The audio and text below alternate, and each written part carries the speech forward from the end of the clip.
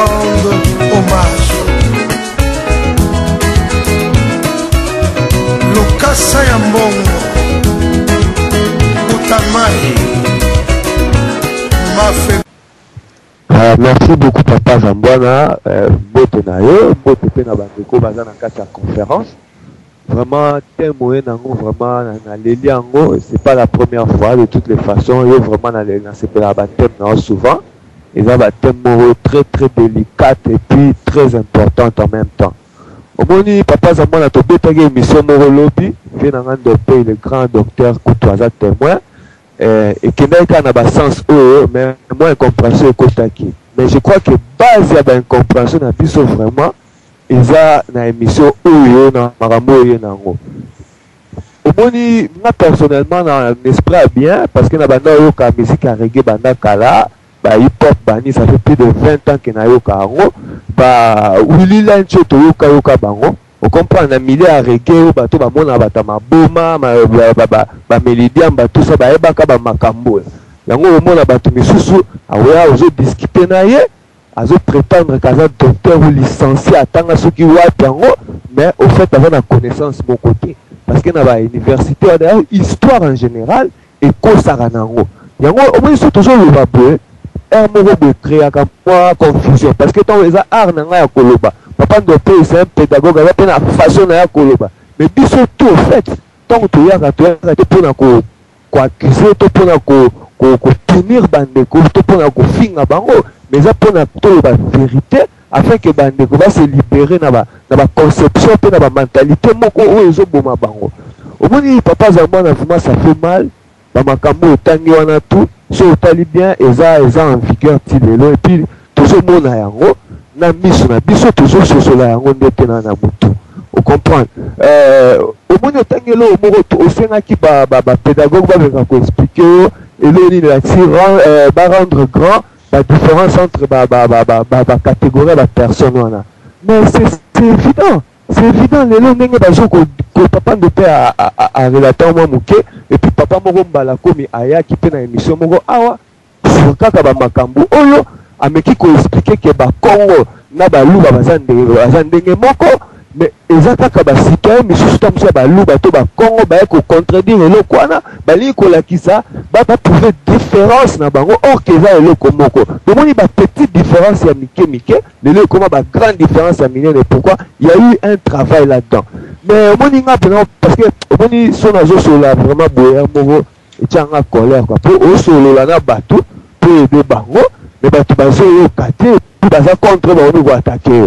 et c'est ça le problème quelque part Papa Zambwana ngai na osenga boye vraiment to que ne plus que o mindele on comprend ils allaient un système erreur wana sali yango na radio le solo batuti tant on a joué ko meka ko corriger bato bozo attaquer nga lelo to komi na mindele donc eza ba mindele te mais ali un système ils allaient système impérialiste na capitaliste parce que ce talibé dans ma cambo il y a traite négrière en Afrique les arabo-musulmans ils ont aussi participé et selon nga bazalé qui vraiment aussi cruel que les blancs alors s'il faut citer les coupables il faut tout citer tout on comprend ce talibé même chiffre évalué par les scientifiques ils ont vraiment scandaleux millions de déportés presque 20 millions de déportés bima côté Tanzanie qu'on a dans l'océan Indien, je crois, va disparaître parce qu'on les a castrés d'abord, parce qu'on ne les laissait même pas se multiplier, excusez-moi le terme, alors, le problème c'est quoi pour nous? Quand on est faible, tout le monde vient profiter sur toi. Vous comprenez? Et selon moi personnellement, l'homme naturel quoi. C'est l'observation dans la nature, dans la même Niamato plante ceux qui moi faiblesse mauvais aller. Au moment là-bas, plante toi Niamato sous ba mateli PA tout le monde a pas s'étouffer. Alors moi je crois que malheureusement bandeko belé ba qui en hauteur, on comprend c'est bien ya kolobela yango pour ba comprendre. Bon, biso pe ba bango déjà, on comprend mais moi je pense qu'il fallait que meka koluka koyeba faiblesse ezali wapi. Parce que quand on est combattre, si on a des points faibles et encore plus ceux qui ont protégé en côté, et puis ceux qui ont bien protéger en combat. on comprend. Donc papa nanga Zambwana nga vraiment na ça na sepeli à trop na otika vraiment bambuta la développer mais na rebaxeler au morebe au temps à bilo rebelle sur na kata programme ya mutuana imbécile wana parce que azana ye mutu mo pamba eza bato misusu nde ba monstre nde bapesaki eloko wana aya ko publier yango ndenge ezalaka kaka. On comprend, c'est un pion, c'est un individu comme nous, mais ils ont un monstre baza na sima na e o bazo opérer depuis plus de 2000 ans kutu selon na kati ya bokili na plan na bango parce que selon bato na ba vivaka comme ça plus des années que biso bato normal. Alors bato wana nde ba utiliser mutu wana. Alors pona ko faut aller bien lelo ba immigration na kati ya monde ba pays misusu bato bazo quitter et tout biso peut toujours parmi bato wana. Et quand on lance un message, que nous bandeko toi dans la diaspora, il faut tout penser qu'on rentre dans le pays. Leur réponse c'est quoi? Oh, Kanam Baza Kuna, dictature ezali, tozong à terre, puis c'est vendre tout ça, combat démocratique. Mais pour eux, c'est la lutte conventionnelle. Lutte conventionnelle, on a coupé Sabino Yango. Pour eux, le Kamaramboul, plan au Basal Labino, ça fait trop plus de 300 ans, et puis oh, écoute, Bimika Aboué. Il y a un danger que les alliés comme ça ne jamais. Et vous attendez le meilleur climat, la meilleure température, vous avez la lutte conventionnelle pour que se bâtir, pour signifier. Moi, je crois que la faiblesse, mon esprit. Et c'est ça, pour il faut que les analystes, les penseurs, les travaux, place ni pena faiblesse ezali parce que pourquoi ba plan oyo soki ba ke ko meka ko appliquer ngo pa ba indien au monde esimba te so ba ke ko appliquer pa ba chinois et ko simba te. Où est cette faiblesse là? C'est vraiment un point intéressant parce que on tali bien les papa Zambwana par exemple, ils ont un grand philosophe moko arabe Ibn Khaldun qui lelo moto wana azali respecté na kati ya communauté arabo-musulmane mais moto na so tali biloko comment sur l'homme noir. Izali Marato a dit que l'homme noir est la seule personne adaptée à l'esclavage parce que a caractéristique nae Izali ndenge mona ya nyama. Et mutana tilelo azali grand frère le rôle annexe dans le prophète mona kati ya islam tu vois. Donc Izali ka mindelete Izali batuno ba prédateur baza participant. Le problème la biso je crois ils ont une faiblesse na biso. Et moi j'aimerais que tout meka ko luka faiblesse on les a pour que quel que soit le plan les il y a lynch le bien qu'on attend aussi il y a lunch. Donc ce qui est lié est simbaté parce que pas bande comme sous bas chinois bani ba plan on est kotakate na suki na wana merci. Toujours que na ordre après maman Furato que n'est pas papa radio parce que Makamoza est belle to débattre jusqu'à l'introduction à chaque mutu. Mama Fura yo kuno za mama na biso na katawa. Na yo kina ngati ba mama pipo za na plan ya boy na mibali, bo sala boy. Yo landi oyo. Est-ce que ozana moya ko loba sur plan to programme ya ndoki oyo ya William Lynch? Papa Zambwana tokoki ko bomana te ebongi to lingana kaka. Papa Zambwana pona nini na lobi bongo parce que il faut to boya te ba mindele to linga bango ya kundulupe to boya bango te pona nini eza bango te souvent de baza ko mema makambo wana soko tali ngana sana exemple moko ko mon exemple ya mtu moko oyibi repara ba mindele basala ka ndekini tango eloko esalami na tango salami mbala ebele ou bien mbala moko babandi ko luka solution pour emi répéter lisusu te na ça exemple moko eza eloko ya kobomba te eza lokola kaka batu nyuso bayaka na poto biso peto yaki na biso kaka ndenge wana ndenge to yaki ngai na monaki ko yanga moko eza mwana mute ifo na ya na bandeko ya bana na ya famille na biso na kanisi na tiaki na maeli nangake soki to komi Yesu akosalisa to bengisa pe ba mususu pe bango pe basalisa mokolo basi ba komi na mayele basalisa to salisa to benga mususu po nde bolingo yango wana me to komi awo eloko esalamaki bandeko bobosa na ten eloko mama Furazo loba nde yango ana karaktere wana esila na mboka na biso yango ana Willy Lynch kama soko Willy Lynch oyo vraiment na sepeli mingi na mutakenda iko gundwa eloko oyo esika ezalaki ezalika kakokosa kozanga bolingo kozala egoist koyoka makambu ya batu ya libanda omoni yoyoka makambu ya limutu libanda obosani ndeko na yo oyo anyoka makina yo po bima na kati ya pasi ozalaki koyoka ye na tango ya pasi okomi na tango ya bomengo ya ngoyo ndeko na zoloba tositokomi na bomengo me nano tosove ba mususu te bolimbisa singa te tozala mwa tozala na ekenge tozala esika moko tosove nano bao bazala mayele koleka biso bao basi batangi ba université koleka ngai bao nde bakoya kosalisa po bango nde bazana makasi mingi bango nde bazana mwa connaissance ya mingi bakoki kozwa mongo ebele plus ke ngai onga na salisaki bino poko mawa est-ce que bayokaki te bamindele baye kokota na kati kuna nini bato oyo toyaki na bango nzela moko ba africain wana ezaka ba congolais te na ba africain musu ezaki ba jaloux po ngai bamonaki ke mongo na ngai nyonso nazali kozwa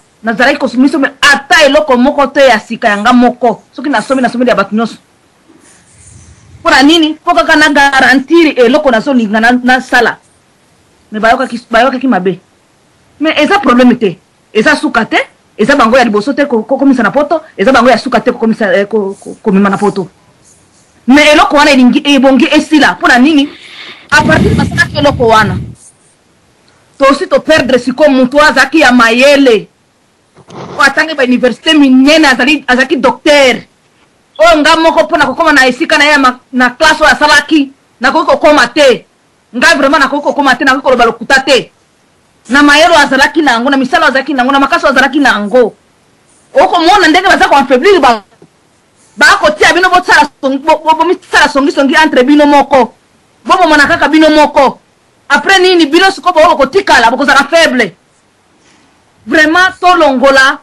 tolongola mpenza neti papa dompei alobaki eloko moko ya malunga mpe wana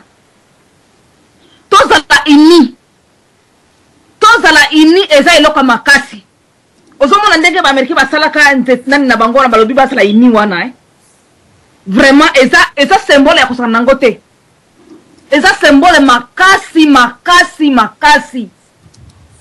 vraiment bandeko na ngai ya basi bandeko na ngai mibali bamama surtout bobatela bana bobatela bamibali bobatela bandeko bondeko basombaka te okosomba bokamarade bokosila tabala bakake tamsu kamarade aleki bondeko bondeko tikalaka bondeko na ngai po bondeko mutakina akosomba bondeko te bondeko yaga kaka ndenge nzambe yesu mpona ninga koloba na ngamba makambo banzambe te ninga loba yesu akelaki yo alobi o nde ndeko na yo ndo bandeko na ako tikalaka ndeko na yo kongola ako tikalaka ndeko na yo vraiment bolingana mpona nini eza kozongisa bato na nsima mpenza ozomona mutere mpe ozokomona soki basi basali ndenge wana bao baza kobunga eza bato baza na mayele koleka bamosusu bao baa kobunga eza bao baza na makasi koleka bamosusu siko baola ya makasi wana tokozwa bango wapi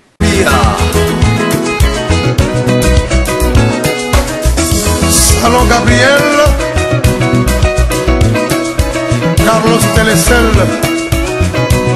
Boss Matuta epai wapi bomona babeta penalty sans gardien bosala makasi bandeko na ngai tozala ini tozonga nsima te na kanisi tozokontinue napesa misusu bamosusu mpe baloba ya bango tozokontinue mpo ezali eloko mpe ya malunga mpenza merci mama na biso tant tozokende pa papa radio Deus et puis papa tuchidati yakuna mama fura kobosana te programme ya William Lynch pe eza ko inclure ke zwa bato ya mayele séparé baona bazoba et puis bato ya mayele tango ti baona pembeni yeba ko exploiter bango po kata bango koisa bango suna groupe na bango donc zwa groupe nyonso bebisa yango diviser yango mais toke pa ndeko radio gospel parce que debe kozala makasi na sujet awa jusque la mutu apesa d'abord oyo ye William Lynch na lynchage oyo aza ko salaka na ba noir donc toke pa papa radio gospel Deus provera et puis toke pa papa tutidatia Papa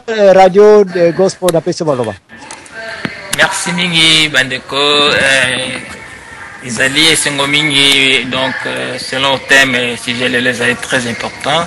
Ce que je voudrais dire que Monique bat mingi bazali na koye baté selon l'existence bazali ko vivre awa. Et puis makambo bandaki ndenge nini. Vraiment ce côté le plan et makambo nyonso ezali ba secret mingi ezali caché. Le colate sikoyo bandeko ya moi moke ko ba meke mais la plupart mentalité ba éviter. Ce que je voudrais dire que ba makambo nyonso oyoyo dengue Bible lobi ce botangi na livre ya Apocalypse chapitre 12 verset 7 boso bokomona ke ezali ya solo ibandaki pendant la guerre donc cosmique salamak na likolo kona Lucifer yazalaki parmi les 7 fils premier fils ya bana nzamba salaki ye mutabandaki révolte wana na bana oyo donc sur les 7 wana balongwaki 2 ye Lucifer na ndeko na ye. Après ça, il y a certains groupes. Dans certains groupes, on a corrompre, battre belé, ange. Alors, batitaki. Mais qu'on a discours, je vais vous faire bien, chaque fois que guerre, on a salamaki. Enfin, va expulser Bango, mais quand même, Zamba Pesa qui conseille, Jésus-Christ qui est donc conseiller, Jésus-Christ a conseillé qui aimait, Ayoka quitté. Le Koulabino voyez bien que Zamba Sala qui n'a pas par exemple, Koulabatom, Batom est allé organiser, Zabatom, 7, exemple, pour beaucoup comprendre. Batom est allé selon ordre d'ango. Sauf Bandoko, Tom est allé numéro 1 au chang numéro 4, numéro 4 au chang numéro 1, numéro 2 au chang numéro 5, et ainsi de suite. Bateau mwani bandi ko sala ko causer ba désordre tango biloko nezo ko salama le diable donc Lucifer amona ki na il saibiro nini alors nzoka nyonso ne zaki nango lokuta mais tango ba bengana ki bango chaque fois ba kita ba na dikolo ba zoko kita ba sphère moko inférieure ba zo mona ke ba natina bango ba na ko changer déjà et le plus grave Baoye qui donc sur la zone vraiment inférieure, il y a des plus profonds vraiment ténébreuses. Comment la caractéristique moko il y a c'est là que le divin et comme donc le contraire nango. Alors il y a un monique ba vérité mingi ba bombe la kabiso ba ebisa kabiso te ba église ba ebisa kabiso te mais ndeni koko comprendre nango. Yomoko, omituna na kati na yomoko. Il y a toujours quelqu'un, votre esprit qui est en vous, il peut vous enseigner pour comprendre certaines réalités. Oyo, yo éviter. Vous avez tourner orientation, intérêt na yo, on peut cette orientation, na kamonenge zaleli. Alors, ce qui est plus grave, ce côté madame de comment que je pense, monsieur Robert Aloba, qui donc couche, il fut donc le premier gouverneur dans le monde.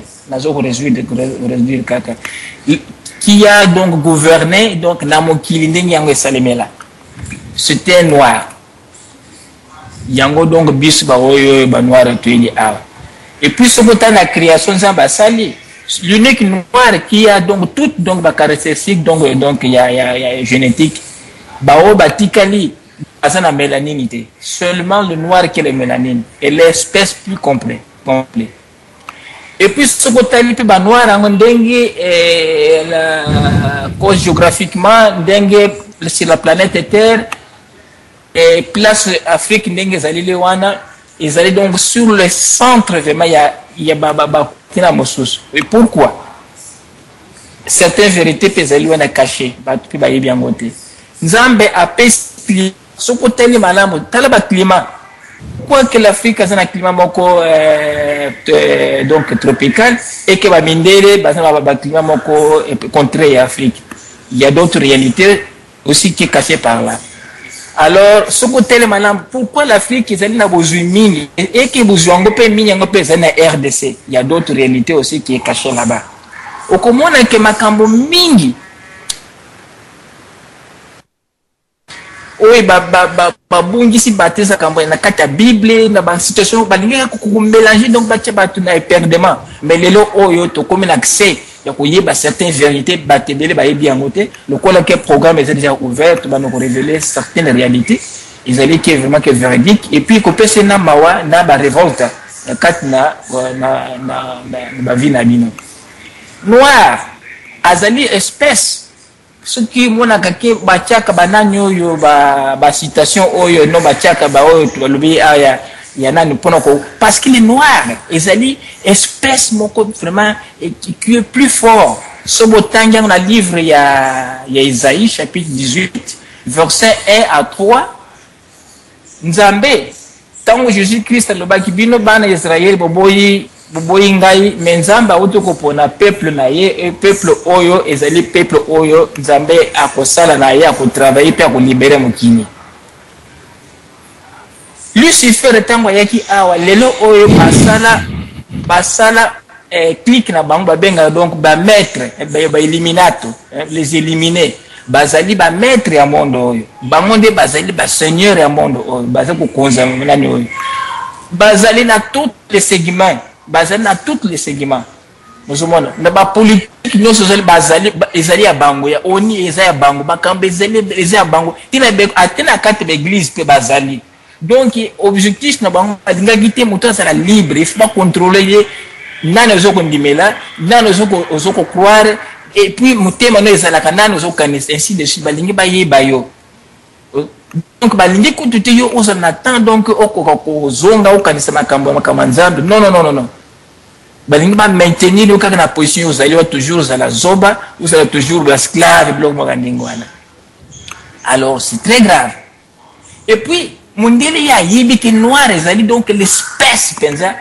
plus proche penza onzamba sali penza et c'était le noir akoko bota mondele mais mondele ko bota noir et bon tout na kapona nini ba mondele ba yiba certaines vérités wana lokola ba yibi que noir azali l'espèce le plus proche de kibonzambe alors il faut tout mais ko tia pression makambo kwa ndenga pour te distraire ya azana mawa et puis comme ça aye batel nature na ye eloko pe ya motu eza na kati na ye comme ça to ako perdre payer pe aso sous accepter ba loko ya divinité na ye tozongi na mukanda Isaïe 18 donc chapitre 18 verset à 3 nzamba aponi peuple na ye et c'est le RDC sokotale donc le fleuve Nil le rivière Nil et botemeli wapi na RDC sokotangi ba congolais bazali peuple nzambe aponi oyo makambo eko révolutionner mokili mobimba eko bana kati ya RDC mais ba congolais ba yebiti eloka motu ezana kati na bango pourquoi bazali kotala makambo vers l'extérieur et que nzambe azoko tinde ke moto azonga a consulter yo moko kati na yo moko o tia relation na yo ozala lié na nzambe za kati na yo pour besoin donc guide. Lelo pourquoi le monde ba yebi bien que ba agression les autres na Congo et que ba nyos croiser maboko et que tu sais que la gagna qui ba croiser maboko pour ba yebi que et ba comme na reine ya souka ya ba reine ya démoniaque ya ba conspiration na bango ba comme les effets la souka pour ma ko salama révolte ko ba na kate RDC yango iko ya ko renverser ba gouvernant nyonso ya mokilo iko sa biloko moko ya le passé. Et puis bango moko ba mindiri ba yebi ki était sokotali l'Afrique comme telle moko pa lo bilango déjà que l'Afrique est type un revolver et que place katiru nango ndenge zala ka cachette donc pendant ko disparaître donc tire ezali donc sur les RDC alors que moi que cette réalité ezali mingi batozi baté bazoko toujours distrait tout donc na vers l'extérieur. Yangwana bandeko tango yo yebi identité na yo tu sais que vous êtes pour yebi pété loko zakat na yo pour yebi te que position nzambe nenga lingili okoko sala osala ko banoko sala balit na yo d'une façon limitée alors vers la fin monde ozana ko banga et puis kozala sikoyo stressado et puis ozala source na force té ozomona ke na ko bandela wapi nzamba lingike nyonso azonga ami consulter yo moko yo consulter pour kibunzambe no zakati na yo poswa comme guide ko orienter yo ba mindele ba yebi lokola karena na bango zo comme déjà vers la fin bango na bango makamoko ya les maîtres donc ba illuminati o bazali ya grand maître ya monde oyo zali gouverné par lui-même Lucifer. Yango balobi ke siko il faut siko to tsa bango ba désordre liboso ko banga tango moto azana ko banga azaso na contrôle te émotionnel na ye yango piso ko sala na ba congolais tango moto siko azali siko donc de balobaka donc désespéré akoyeba so te donc qualité eloko ezana kati na ye wana biso siko yo na façon contrôler bango donc gouvernance na bango balingila ki to tsa bango liboso ko banga. Parce que quand bato asana ko banga wana le biso to za siko na contrôle de komoko par le bela qui ezali a solo bandeko boza l'impressionner ti bo banga bangote na minduki na bo banga bangote nzamba ti na congolais moko na moko bazana eloko ya mutuya o ezali ko aniquiler ba force nyonso zo na minduki na bango ba ko za na néanti mais ba congolais bazolo que la structure extérieure et salvation na bango vers l'extérieur yango zo mona ke ba bazali perdu. Alors ces genre de thèmes tous les global lelo o ezali très important ezali ba situation moko vraiment trop obscure ezali ba kamoko très profond tout au long donc il y a débat to global makambo soso ezali important na zone sinoloba. Merci wane zalaki radio gospel Deus provera Dieu prouvera eza à partir Luanda donc na banza bandeko ebele pe na pembeni ya bakomelinga à partir ya Angola bazolanda yo donc pona lynchage na banza ngai na apprendre donc lelo na ebite ndeko tuti diatia na papa na ngai awa odompambu na papa sai baba babinus bokotelinga awa.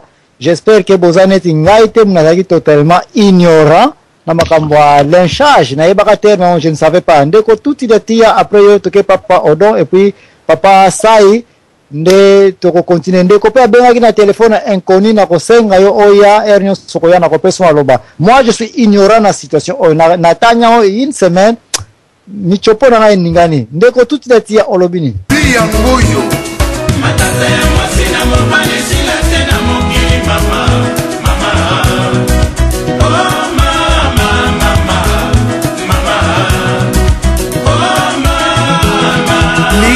nini nzambe osala biso mibali tosalelaka basi bango baliyaka balataka biso mbula mobimba patalo moko na nzoto ye o mama matata ya mwasi na mobali sila matondo mbutanga na opesa nga maloba napesi bandeko nyonso tu baza na kati ya plateau mbote émission ya temo déjà si to salango ya soki ba 6 mois ba 8 mois passé boye mais bon tokoka pe ko bandela ka ko kende musika mais eza moko ya ba code noir eza belé o moko na ko ba lelo na sina mbuta za mwana lelo to yokana te mais après 8 mois to yokana.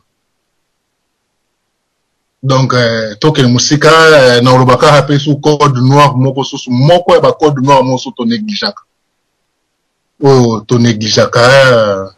olimbi si lobi to programmer code noir pe to kolobla code noir continue na yo pour nyonso tu na yalika ka programme donc programme ya tant to lobaka ba noir donc au départ eza concept mais tomikoti sawana ya ngoka batu musoko kutana batu musu balinga te mwana te onaza muindu te na muindu pona eza concept donc kotia batu na cadre moko boye donc batu musu balinga o mona batu musu balinga kelo kwana te mais okende na babuku musu babuku na mampa makaso to koma kotanga to komsa mpeneti ya biso neti pe bible eza pe moko ya ba code noir so iko déchiffrer ngoko comprendre donc neti na opesa ka de biloko net moko elo moko alboso balobake faisons l'homme à notre image. Donc moi groupe mo basangani ni mais ba tiango lokwa net nzambe. Et to koma moi logique mona o mona pe mutu mususu pasteur moi makasa so gango nzambe merci ndingo pesa biso Congo. Nzambe onani. Bakata Congo to yebi bango. donc basali biso mana lolenge ndenge balingaki donc photo yeba ko déchiffrer moi ba mikanda na bango ezebele donc moko pe susa mukanda na fo boye bango pe kezaka code noir donc na ko bana mingi te na peska moi détail moko to kende ko ça moi ba recherche to mona idée ya kibonzambe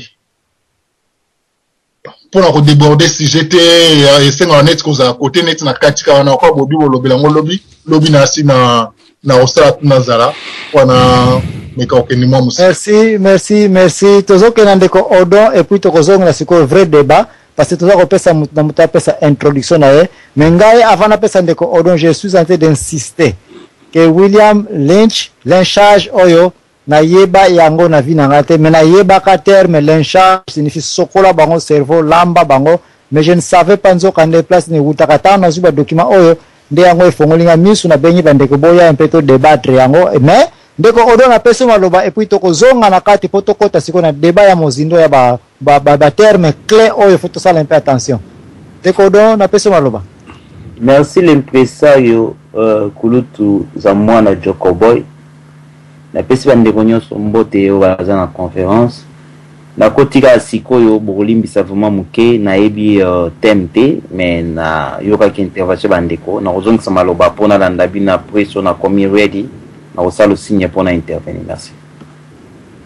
Merci na banza na zana de batu na perdre papa sai baba so ko yiko zongela biso na kopeso maloba po pesa introduction na yo et puis naza komona yo te na ebite po na zomona Skype na za kotonda bandeko baza ebele na kati ya telefone pe soki okoti ya n'importe quel moment na mona ba ta telefone te mususu bakoti la na singa kote mususu oyiko pesa bango mais tozonga na sija boy situation oyo ya ba esclave e bandaka avant kolo Yesu donc dans l'an 0 na biso ba chrétien kolo Yesu akuta ja ba esclave bazaka na wanata Abraham ba esclave bazaka na bango déjà par exemple Sarah Agai servante na ye a noir encore ba biloko ya ndenge na ndenge question makasi na zanango pourquoi plan moko ezalaki te programme moko ezalaki te sur dominance ya mutu mwindu kaka na 16e siècle avec William Lynch suivi na Louis XIV na code otokolobela lobby ndeto yoka koma mutu azepena na noir sur blanc koma kokonza mutu un esclave pour la raison ya kozwa comme instrument na ye de o débat to débattre plus comment papa Simon Kimbangu na 1921 sans kaza na ba document o ngano toza nango lelo yo akota kilija na masolo o ya koyeba ete lynchage ezakolika parce que le terme lynchage to ekoti na dictionnaire à Webster kaka na ba 2000 comment possible que Mfumu Kimbangu ayeba ke lynchage ekoti awa na Afrique de biloko avant tozonga papa sai baba na pesa ke maloba te na pesa maloba soko silisi de tozonge na vrai l'invité du jour na o bino nyonso boko yoka yeno botikele a débattre na bino ki papa mukolo muntu azana expertise ngana azana expertise ngakuta yena na apprendre le na kozalo na banda kovanda kuna na bande touche papa sai baba pesa yo introduction sur qu'est-ce que tu connais sur William Lynch. Matondo mingi ndeko na pesi bino losako bino banso bozali na kati ya conférence bon oyo ya koloba mingi ezali penza te na yoki kaka bozali ko répéter on dirait makambo ya christianisme bozo sala référence na Lucifer bozo sala référence na ceux qui ba prophétie kozwa ya Congo batu mwindu donc obiso to bengi ba noir mais na lingina na enchérir donc na bakisa mwa ndambu oyo ndeko tout idiati ya uti kolobake biso to zali batu mwindu te biso to zali batu mwindu te ndenge mundele alingaka ko kotisa biso na masolo na ye abenga biso batu mwindu biso pe to koma kondima ke to zali batu mwindu biso to batu mwindu te biso rasi na biso ezali bakamite tozali bakamite tozali batu mwindu te soki otali langi oyo babengi langi ya mwindo okompara ngo na nzoto na biso okomona ke ezali ndenge moko te soki ozwi mutu oyo biso to bengi mondele bango babengi soki des personnes de race blanche soko tali bango okomona ke bazali pembe te. Donc ezali na masolo moko eza wana, mais lokola biso tokotaki na bozoba wana, et puis na ndambo ya bamindele pe bakota na bozoba wana, donc etikali kaka ndenge wana. Mais ngai eloko nde nalingai naloba to bimande na bozoba wana ya komibengaka mutu mwindo, biso tozali bato mwindu te. Ezali code ndenge ndeko auti koloba yango, ezali code moko boye ezali wana, il faut toyeba sikoyo kodekode code wana pona toyeba vérité ezali wapi.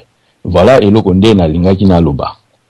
Donc merci code nde mama ya clé ya lobby code noir to kolobela awa bitume kota ya mutu nyonso azosenga maloba nazana de docteur awa historien na archiviste vraiment papa donc poser question sur pas papa mukolo et pas nanga te po biso nyonso to yoka comment débat oyo ekolekela et puis mutu nyonso akokomelanga awa na koyebisa akota a intervenir ko kene suna ordre d'arrivage te mais ko kene si base ya komelanga na ba o bazana kati po to yeba comment débat oyo kokenda parce nga na poser nga ba question si Mfumu Kimbangu na 1921 comment yebila situation ya lynchage na comment na tanya bankole so avant bankole so esclave azalaka mais il n'y avait pas un programme pour nous programmer mon clé d'opé alobaki ba programma ki biso mais programmation on ataya avant bankole so ezalaka te et mon année kana 16e na 17e siècle ki ba finaliser conclusion comment ko sala ingénieur ya re-engineering ya l'homme noir papa Dompe pesa biso oya yo et puis yo na papa mukolo one on one Matondo nakanisa zana motuna te nazali kaka na peut-être makambo ya koloba nakanisi tanto zali koloba na programme ya lynchage ezali plus komona koma biso baindo tokoma komitala nyonso ezali kokota kaka na kati na programme parce que soki mutu akomi komi boya il faut déjà tomiter na question naoki bato bazali koloba tozali ba noir te tozali ba kama mais il faut tokende pe na mosika tosala nini sémantique ya mo kama tokomona ke kama ezali similaire parenté na kama na kala na kali plus nango makala mais na éviter soki makala eza couleur ni so to bandika na sémantique na biso ya kama mais plus nango ezali makama makala makali ezali noir toza bandombe tokota na kati na programme wana te. Ça c'est le premier point na relevé à partir de la sémantique na biso. Deuxième point na relevé, liga Mobutu bi esclave. Mot esclave, concept esclave, ezali concept moko universalité. Toute dépendance ezali esclavagisme te. To expliquer yango na début, esclave et outil na mot comme slave. Slave. Mais na yebite soki ba slave, ba fandaka na Congo. Na yebite soki ba slave, ba fandaka na Amérique du Sud. Ba slave, ba peuple Slovaquie, ba fandaka en Europe du Nord. Donc, slave, ezali kombo moko ezalaki uniquement adapté na ba peuple slave oyo ba arabe, ba bandai kokende ko yiba po ba teka na Rome to na Arabie. Donc, tokolo ba teka esclavagisme ezalaki na Afrique, ça n'a pas de sens. Tokolo ba teka Abraham soki azalaki na esclavage, ça n'a pas de sens. Mutakoma ki ndenge wana akende ko corriger, il ne savait pas ce qu'il racontait. Mutakoma ki ndenge wana ayebaki makamazali ko raconter te. Dans le contexte actuel, la sémantique moderne a luka terme mususu ya ko utiliser. Le mot esclave est commis inapproprié. Esclave ne signifie pas condition de dépendance. Autrement, toute dépendance, féodalité, peut benga esclavagisme. Mais babenga féodalité, babenga esclavagisme. Donc, toute condition de dépendance n'est pas de l'esclavagisme. Mais tous sont en Kamonabiso, Mbuta lobby programme. Mais Mbuta Nzabwana, so totali malamu, to comment a été, pour na okomana situation na biso, tout ça la même étude mouké à chute du royaume Congo. Tu peux comprendre que Magamon Mfumu Kimbangu alobaki, il a répété seulement Makambo et Pesamaki de génération en génération, de génération en génération. Où ta chute à royaume Congo, à partir de Zingankuvu, Kokena Bitumba Vitankanga, Kokena Bitumba Mama Kimpanvita, c'est le même message, parce que le programme avait déjà commencé. C'est pas là qu'il ne comment à Kota Kiawa. Alobi, ba mindele tango, ba comme une situation à crise, pango ba s'adresse qui na devant problème, ba li ba conquérir le monde, parce que but, la civilisation occidentale, sur Batubaye Bakate, ça na but moko, faire de la terre un pays avec un seul roi. Alexandre, à Salarayango, il avait essayé. Alexandre les Grecs. Mais Alexandre les Grecs, c'est 300 ans avant Jésus-Christ. À Kendaki, à la conquête, il voulait être le roi de la terre. Jules César avec Rome a essayé. Donc, non. Problème, il y a servir les autres peuples. C'est un vieux problème. Aussi, on a retracé la trace d'Ango et qu'on s'est jusqu'à la période de Babylone. Et qu'on s'est jusqu'à l'époque de Babylone. Alors que tu vas comparer que tu vas retrouver sur la terre avec deux systèmes de gestion. Et c'est un système qui a un but globalisant, qu'on sort de la terre un pays avec un seul roi. La version moderne, c'est tout ce que vous retrouvez dans les religions que vous pratiquez, le christianisme, l'islam et consorts. But nango, c'est de faire de la terre un pays avec Jésus-Christ comme le président de la République. C'est ça, faire de la terre un pays avec Jésus comme le président. Donc, idée on a un programme, les idées moko, les alliés vieux comme le temps. Mais na conquête ils sont partis d'un point qu'il fallait trouver des alibis. Il fallait trouver des justifications. Pourquoi tu as dit qu'on maltraitait Moutoumouindou? Pourquoi tu as dit comme c'est un état de servitude? Premier alibi, Ezalaki, Balobi, non, Azali fils de Cham. Hein? C'est-à-dire que Tata Naye, Amonaka Moutakala à Koko Naye, Tope Tata Naye, Alalaka Koko Naye. Parce que ce qui est dans la tradition arabe, le péché de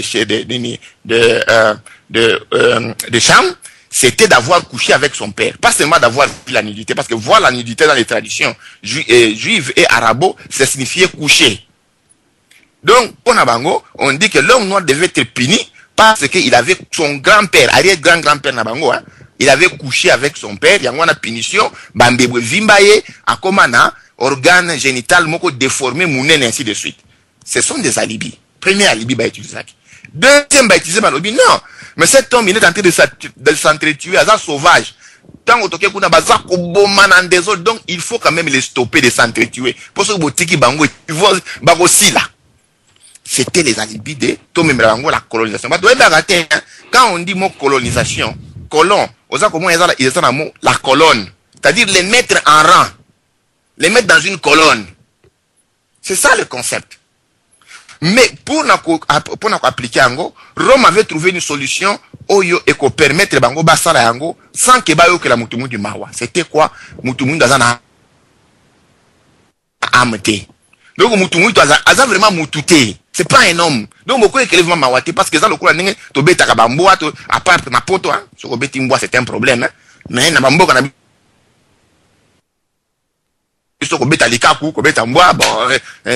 comment les gens ça ne dit pas grand chose. Ça ne dit pas grand. Et ça c'était comme ça l'idée oyo bango ba pesaki hein ba pesaki de l'avance pour asservir l'homme. Il y avait un problème économique qui s'est posé. Il y avait un problème de richesse, conquérir le monde. Il faut pas bobo sana que avant na période je crois il y a à 450, il y avait un pape comme on est Kimingai, il avait partagé le monde entre les deux superpuissances, entre l'Espagne et le Portugal. Donc la planète Terre, côté Espagne, côté Portugal, et comme Yabino, selon l'ordre papal. Et à l'époque, vous voyez que le pape avait une très grande autorité, Azali Vicarius Filidae, c'est-à-dire le représentant du Fils de Dieu sur la terre. C'est qu'il y a des makambo, Tanzambé, Basolo, Lakinaye, Bayebisier, donc, Moutouma a contesté Ango, Azala Kite, il avait une force terrible. Surtout Zongi, Moukena, histoire Royaume Congo. Vous allez comprendre que, Royaume Congo, pour n'avoir quoi Yango, il fallait utiliser l'élément de l'imaginaire. Il fallait convertir les rois. Tant qu'on va convertir les rois, Nzengankuvu, Zingankou, tu vois, ça donne, à se retrouver d'abord dans un dilemme parce que son pouvoir était soutenu par le pouvoir coutumier. Il devait par exemple avoir beaucoup de femmes parce que il y avait d'autres peuples là qui a signé la bango accord de mariage. Mais ce qui a se rallié par la religion chrétienne, c'est-à-dire qu'au Pékissa, par exemple, nani, polygamie, il sera obligé de divorcer avec ses femmes.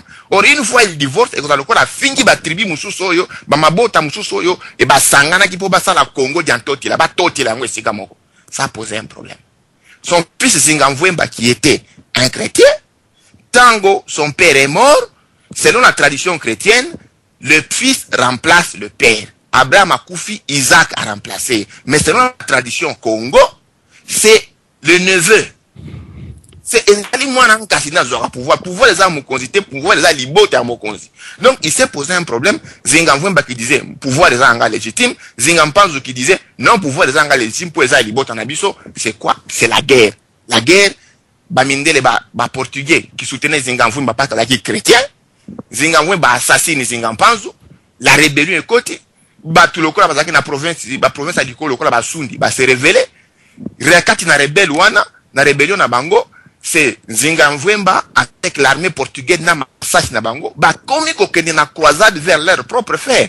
C'est comme ça que le royaume Congo s'affaiblit petit à petit.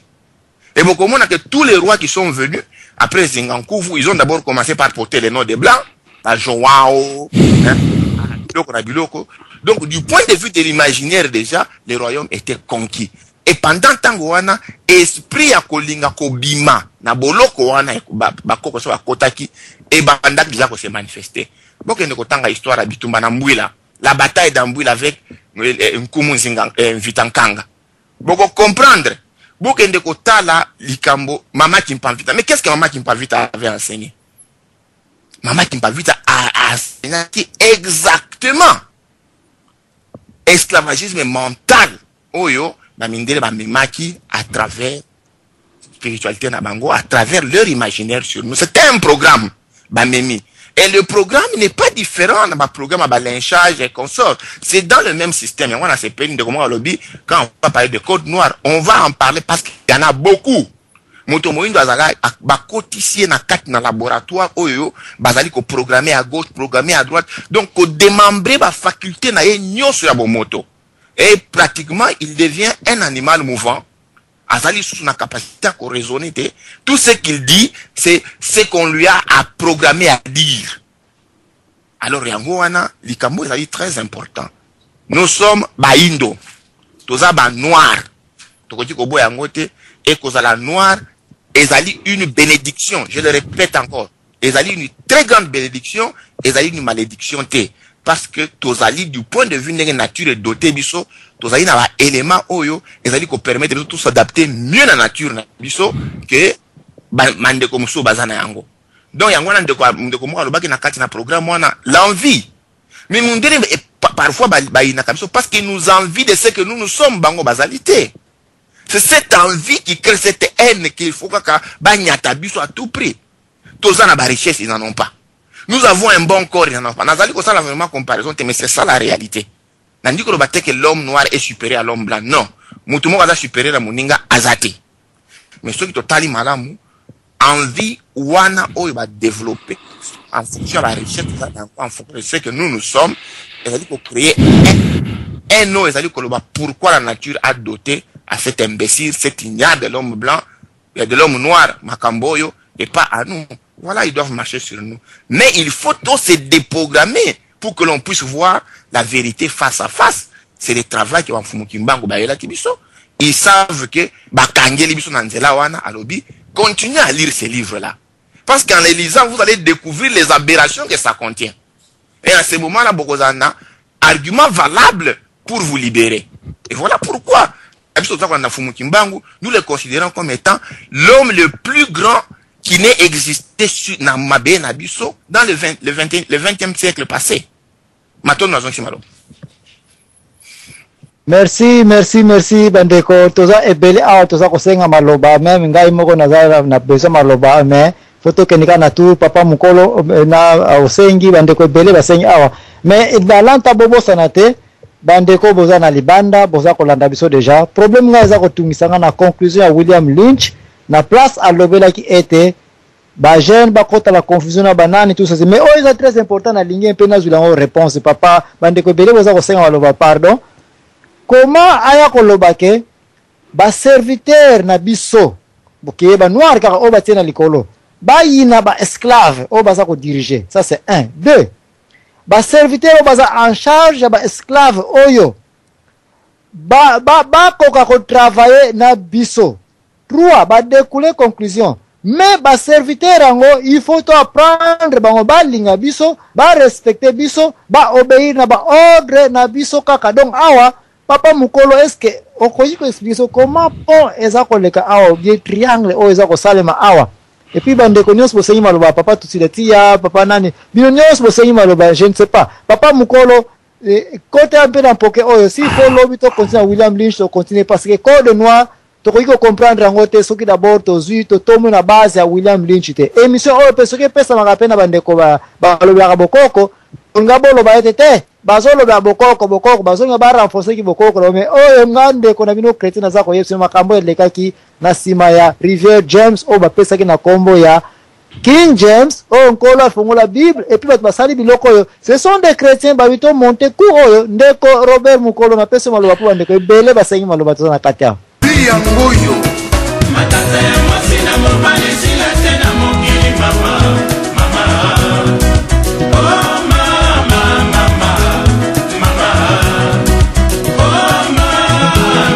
likambo nini nzambe osala biso mibali tosalelaka basi bango baliyaka balataka biso mbula mobimba patalo moko na nzoto ye o mama matata ya mwasi na mobali sila.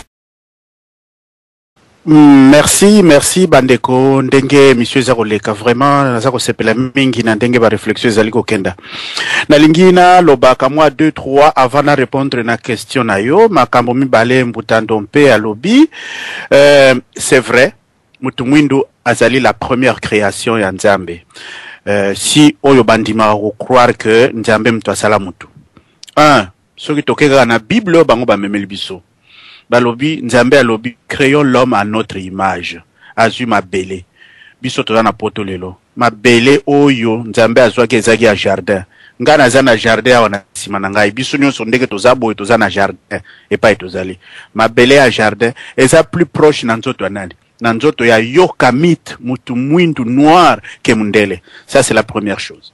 Eloko nini sikoyo elekaki entre Nzambe na mutu mwindu mpoto koma ne sika oyo na mpasi oyo toza nango.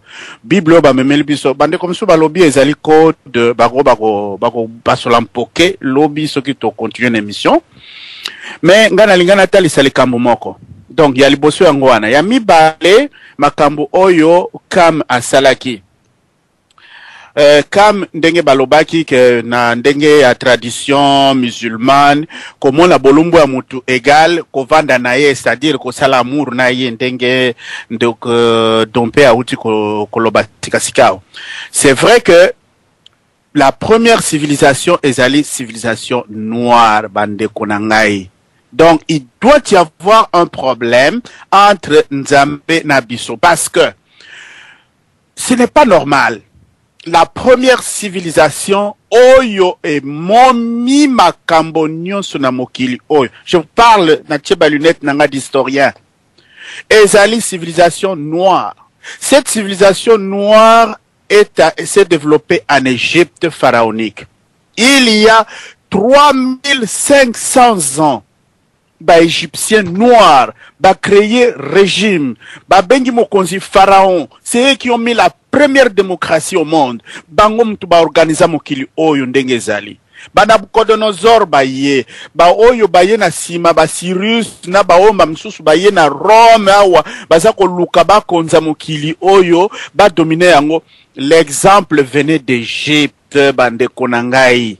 Les mathématiques que nous étudions viennent de l'Égypte, le noir qui l'a mis au point.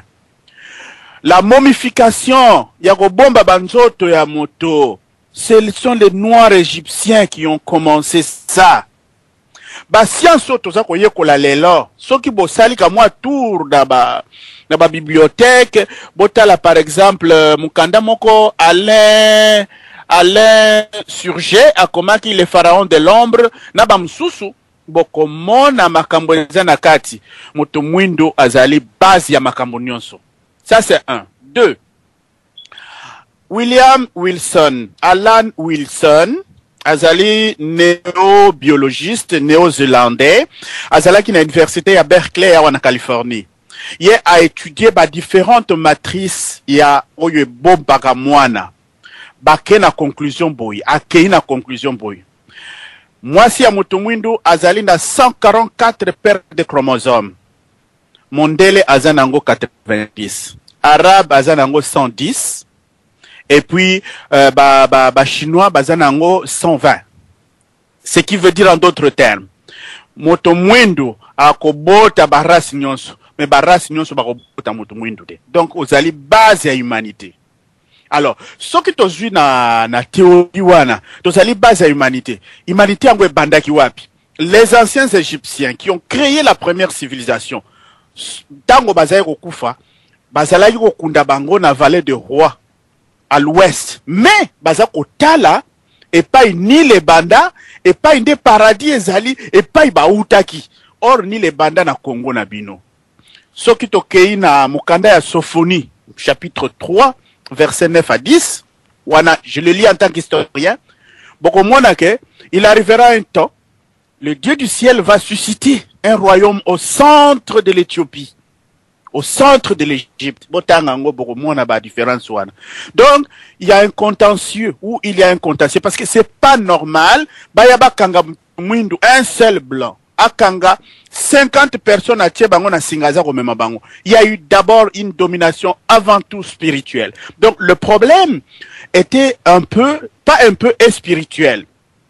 Wana na parenthèse. Tozongi sous na makambo etali Congo. Na Job chapitre 38 na version sous 40 baza koloba le premier animal que Dieu a créé c'est l'hippopotame. L'hippopotame c'est un animal congolais. Hippopotame oyo ya gabari munene wana oyo epesaka 10 à 15 tonnes wana. C'est congolais cette affaire là. Donc eutaki kuna nzambe asalaki moto na Congo.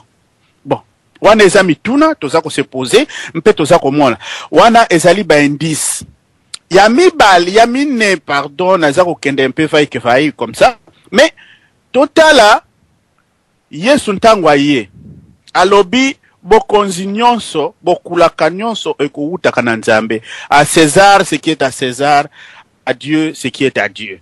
Donc, ce qui vous continue sur Utakakuna, c'est qu'il faut se questionner par rapport à Biso Bato Zalaka Bato Liboso, Ningani Ntokom Bato Asima, jusqu'à devenir des esclaves Nandengewan. Esclavage est bandit dans la Bible parce que Bible est basée sur le baboye. Mais je suis vraiment d'accord avec Mbouta Dompe, les mots slaves. Slave, ça vient de l'Europe de l'Est, et ça ba slovaque banini. C'était eux qu'on arrêtait pour n'avoir que ça la misala salité na Rome. Oyo batoise kolingate. Donc un esclave à l'origine, c'est quelqu'un qui fait des travaux sales qu'on peut faire n'importe quoi sur lui. Alors, ba eko tendre yango sur l'homme noir à cause ya jalousie. Jalousie, ba eko mona, l'air ba eko découvrir que civilisation égyptienne ezalaki fondamentalement noire. Ba théorie nyonso ba pyramide nyonso ba tonga ba formule mathématique nyonso ba tonga e utaki na bato mwindu wana kuna esali jalousie. Alors ba keko se référer na Bible. Na Bible bazwaki Genèse, je crois chapitre 10 à partir du 17e verset qui non a sekuna oyo basako maudire Cana. C'est à partir de cette malédiction-là que l'église catholique a jubilo kouana, ba confectionner ba théorie, oyo, eye ko bota William Lynch, lelo. Eye ko même biso na mpasio tozana ngo lelo. Mais la question que moi je me pose, est-ce que na niveau na biso na kati ya mboka na biso na kati ya Congo na kati ya moto mwindu, ba solution ya motindo oyo ezali te to ezali? Ezali. Biso nyonso ba combattant tolobaka tochefu mukimbangu. En réalité, Simon Kimbangu a dit des choses comme ça que Bible oyo ndenge Mbouta Dompe auti kolobango oyo bango ba memelaki bino botanga yango mpo boko zokisela bango yango ndenge bango bayela ko dominer bino yango pe kaka instrument wana. Donc c'est-à-dire quoi? Il y a un lien, une relation spirituelle qu'il faut établir. Ce qui peut toquer na Exode quelque part, que je lisais en tant que livre historique, na Exode 31, verset 1 à 6, bazolo banini. Soki botongeli ndako nzambe, nzambe ndaku, nzambe apambolaka, apesi esprit de création na kati na bato. Et loko ezanga biso, à part malédiction, à part problème, tozalaka nango, nous avons un problème, il y a connexion pour faire des inventions. On a toutes les richesses. On a toutes les richesses. Ndeko moko pe aza okoma wa lobi bongo ba pyramide ya Japon. Est-ce que yoka ka kombo ba Japon ba kesuki soko ke na bandundu ba kombo wana okomona yango ekokana batu wana kuna. Ils ont une culture noire. En ce moment où je parle, 3500 ans avant Jésus-Christ, au Japon, il n'y avait personne. Il n'y avait que des noirs là-bas. L'archéologie, kota na ba musée japonais otala, les premiers anciens, les anciens occupants japonais, ils ont plus la peau noire plus que Bamindele. Bamindele babenga bango ba caucasien, ba utina Caucase, nde babandi ko dominer ba kena bisika nyonso wana. Alors ndoko moko bongo les pyramides de la lune, il n'y a pas de pyramides de la lune, ce sont des pyramides égyptiennes de Konangai. Alors mutumoko aza okoma, alors je suis en train de répondre en même temps. Donc en d'autres termes, elingi koloba était makambo nyonso izali base yo mutu mwindo. Donc développement ezokende il faut ya kozonga na Congo. Mbuta muntu moko alobi wa je crois radio de gospel alobi c'est au Congo, c'est vrai. Le paradis terrestre c'est au Congo. Mais il faut que tous ayons conscience. Mais tellement qu'on nous divise, au côté na ULB, ba pesio matei, au yen États-Unis, ba pesio matei, ok côté msous, alors et salibissonnette constipation, confusion, les noirs ne se croient plus en lui. A zone dimate que yem toazali base ya civilisation. Donc les jours que nous prendrons conscience tous, tout azimut.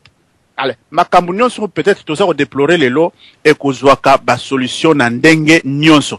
Le Congo est la base. Ce qui biso ton marché, il y a 9 pays tout autour de nous, ça va marcher avec nous. Bien que l'on dise que ba pays ezali invention ba mindele, les mindele ont fait quelque chose. Mais vous ne savez pas qu'est-ce que les Égyptiens ont fait de ces pays-là. Bah, Égyptiens, Moutoubassali, Bamboka, Nyosouana, c'est eux qui ont commencé les premières frontières. Donc, ce n'est pas une affaire qui commence aujourd'hui. Et ça, bah, kok, on a vu son Moutouabanda, il kam. Donc, et pas, to outelaki, nabo kok, nabo nzambe, naba connaissance, tozanango na kat, na ba université, na bisika nyonso, et bongito, sangisa yango, et sikamoko, mpwete, tokoka kozwa ba différentes solutions, na ba différents problèmes, oyo tozanango, à gauche, à droite. Maintenant. Oh, mais Bolimi, c'est papa historien. Na nyonso oyo. Rouya cercle ya 100 ans ou même 1000 ans, ce qui est cause à la générer, ce qui batei biso mateya oyo Willie Lynch a préparé qui. Ba to comme indoctriner, to comme adapter, to comme banako générer. Bon, si vous so calcul de 16e siècle tina data lelo yo. Continuer ma solo na yo mais yebisa biso mpe est-ce que tozaka na kati ya accolade wana na intervalle wana ou bien to sto leki yango déjà ou bien mais quand peut constituer biso parce que biso on soumonte na so ba tension za kobeta toza na kati na bakolade wana toza na kati ya kolade mais mpona ko bima nango moi j'écoute quand même na tanga ki ba document moko sur papa Dangenda qui disait il faut résoudre le problème sur le plan spirituel to senga bolimbisi na Adam et Ève. Mais cette démarche là n'est pas exclusivement kimbangiste.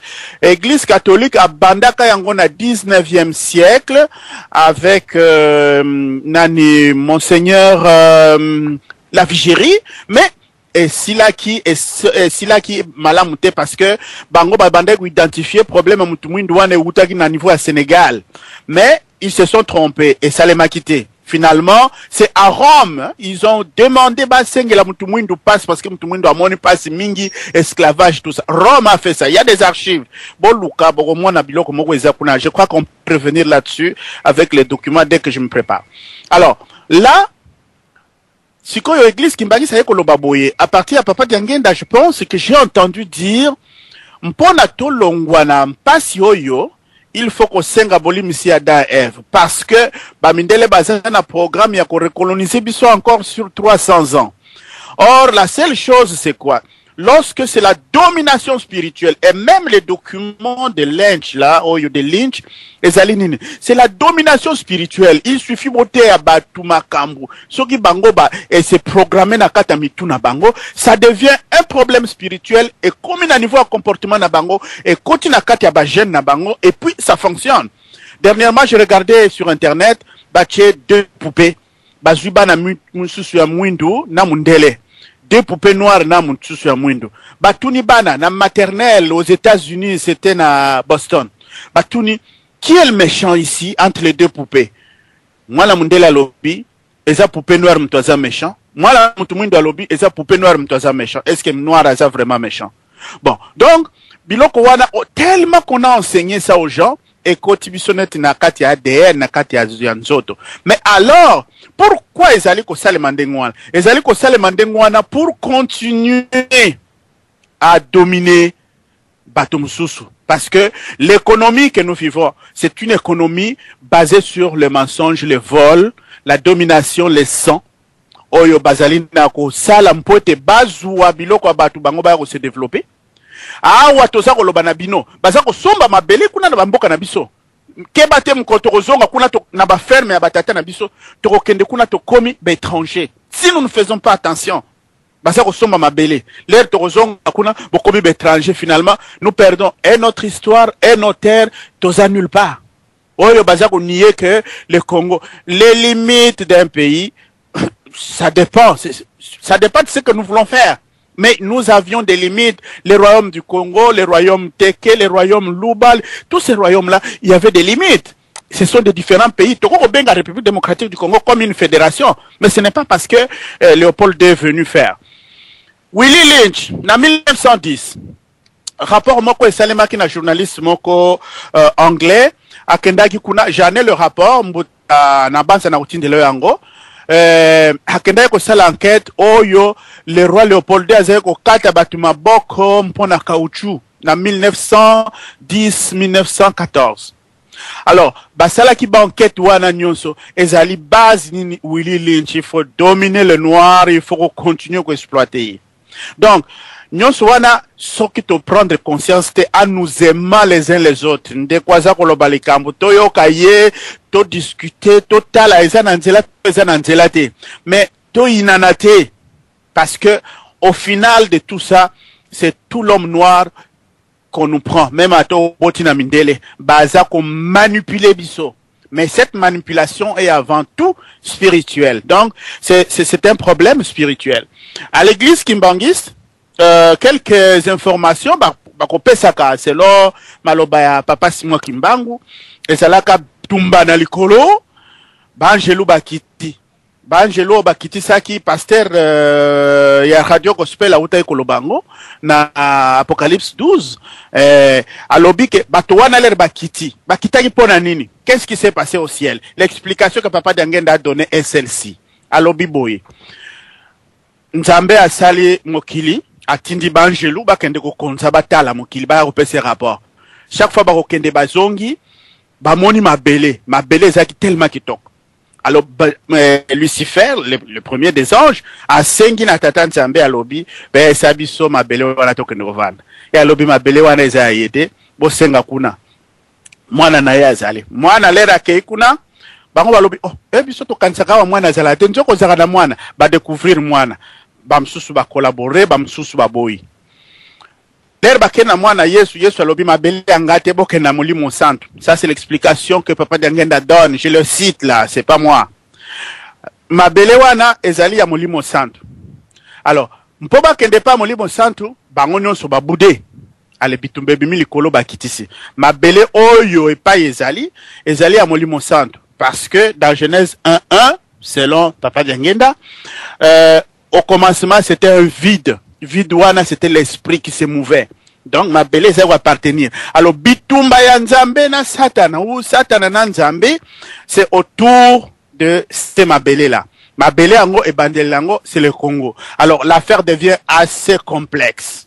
Assez complexe. Donc, à ce niveau-là, il faut bas spécialiste, bas sala makamu sur le plan spirituel, bas sala ba recherche na nini, mais toye ba en gros, que la grosse domination, les lots, William Lynch a bimisi yango domination oyo e bandaki na Europe occidentale qui non la moi lelo biso nyonso toza na kati na domination na ba éducation nyonso bakopesa biso na ba université nyonso bakopesa biso ba contrôle nyonso tokosalaka oyo tokokendaka n'importe où tozali sous contrôle tant et aussi longtemps que spirituellement tozali au pointé on continuera à être dominé. Regardez, ba japonais baza na shintoïsme, ba arabe baza na Mahomet, ba chinois bazali na philosophe na bango Confucius.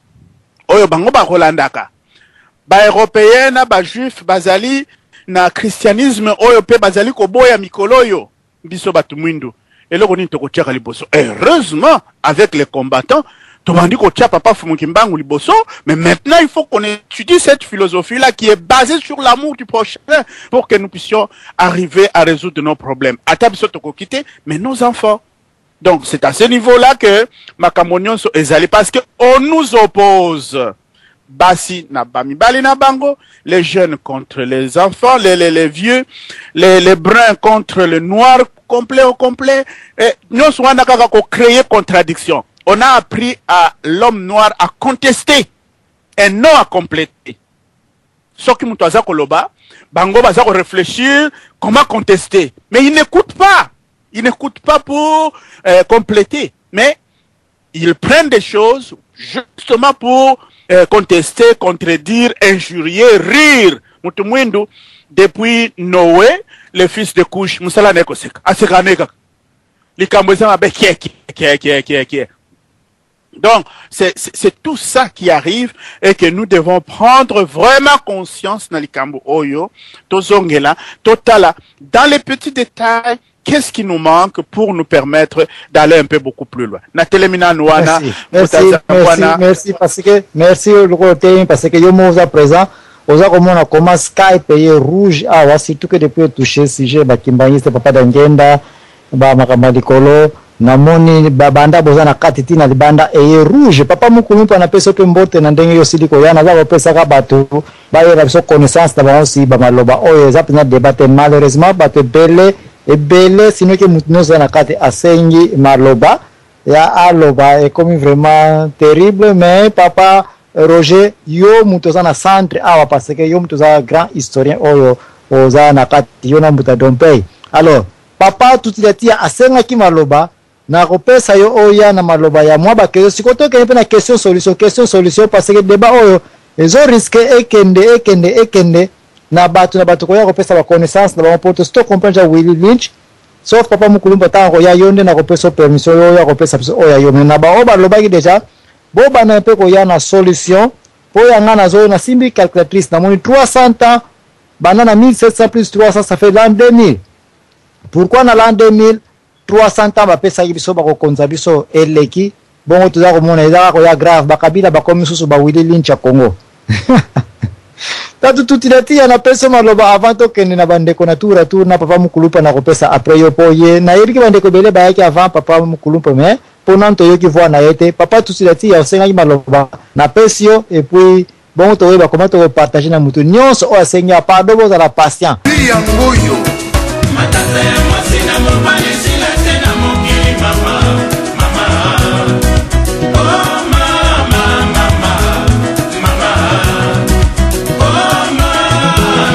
likambo nini nzambe osala biso mibali tosalelaka basi bango baliyaka balataka biso mbula mobimba patalo moko na nzoto ye